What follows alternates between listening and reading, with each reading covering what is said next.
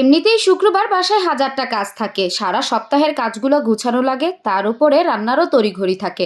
আবার রান্নাতেও একটু ব্যতিক্রম করতে হয়। রোজকার ন্যায় ডাল ভাত সবজি এগুলো একদমই শুক্রবার খেতে চায় না বাচ্চারা, আর ওদের জন্যই তো স্পেশাল কিছু করা, ওরা যেমনটা খেতে চায় সেটাই করে দেয়া। হ্যালো ইব্রান, আসসালামু আলাইকুম। এই তো সকাল 11টার দিকে আমি একটা বুলেট কফি আর কিছু কিশমিশ বাদাম নিয়েছিলাম, খেয়ে দিয়ে এখন চলে আসছি রান্নাঘরে।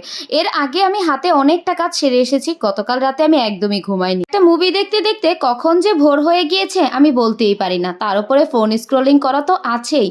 আর ভোরের দিকে আর ঘুমাইনি, যদি ঘুমাই দেখা যাবে কাজগুলো করতে আরো লেট হয়ে যাবে। তো ভেবেছি সব কাজ গুছিয়ে সব রান্নাবান্না শেষ করে তারপরে একটু ঘুমিয়ে নিব দুপুরের পরে। তো এই জন্য আমি সকালবেলা অনেকটা কাজই হাতে সেরে নিয়েছি। আর আজ যেহেতু শুক্রবার, রান্নাবান্না বাসায় অনেক কাজ থাকে, সেগুলো সব গুছিয়ে এখন হালকা পাতলা রান্না করার জন্য এসেছি। তো বাচ্চারা, গতকালকে আমি বাচ্চাদের কিন্তু পোলাও রান্না করে দিয়েছিলাম, দেশি মুরগির আলু ঝোলও করে দিয়েছি, কিন্তু আজকে আবারও বলতেছে পোলাও রান্না করার জন্য, কারণ আজ শুক্রবার। শুক্রবারে একদমই নাকি ভাত মাছ চলে না।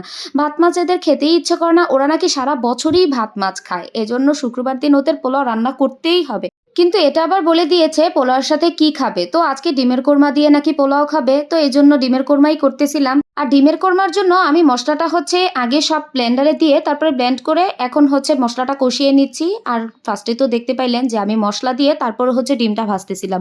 মূলত আমি তেলের মধ্যে মশলা আগেই দিয়ে দিয়েছি, ডিমটা যে ভাজতে হবে সেটা ভুলেই গিয়েছিলাম। আর আজকে প্রেসার কুকারে আমি পোলাওটা বসাচ্ছিলাম। আর পোলাওতে আজকে তেমন করে হচ্ছে পেঁয়াজটা ভেজে নিইনি, হালকা একটু ভেজেই তারপরে হচ্ছে গিয়ে চালটা ভেজে গরম পানি দিয়ে দিয়েছি। আর প্রেসার কুকারে রান্না হতে তো বেশি সময় লাগে না, একটা সিটি আসলেই আমার পোলাও রান্না হয়ে যাবে। আর ডিমের কোরমা তো হতে আরো কম সময় লাগে। তো মশলা কষিয়ে আমি তো ডিমটা দিয়ে এবার লাস্টে একটু দুধ দিয়ে এবার হচ্ছে গিয়ে কোরমাটা রান্নাও করে নিয়েছিলাম। এই বলতে বলতেই মাত্র আধা ঘন্টার মধ্যে আমার পোলাও ডিমের কোরমা সব রান্না কমপ্লিট কিন্তু। আর আজকে পোলাওর মধ্যে একটু বেশি করে ঘি দিয়ে দিব, কারণ রিচ ফুড বলে কথা, একটু শাহি শাহি ব্যাপারটা আনতে হবে না, তো এই জন্য আমি বেশি করে একটু ঘি দিয়ে একদম ঝরঝরে করে এবার আমি একটু ঢেকে রেখে দিব যাতে গরম থাকে। আর এই যে ডিমের কোরমা কিন্তু হয়ে গিয়েছে, এটার মধ্যে অল্প একটু লাস্টে আমি ঘি দিয়ে দিব।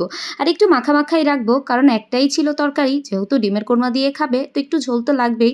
আর ডিমের কোরমার এই ঝোলটাই কিন্তু মেখে খেতে উফ কি যে মজা।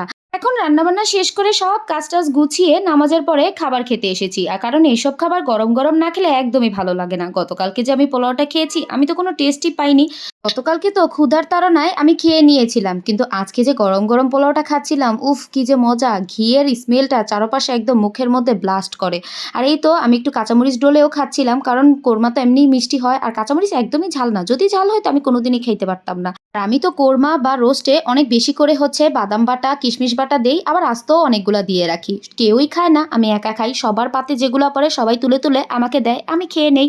আজকের মতো আমি টাটা, বাই বাই।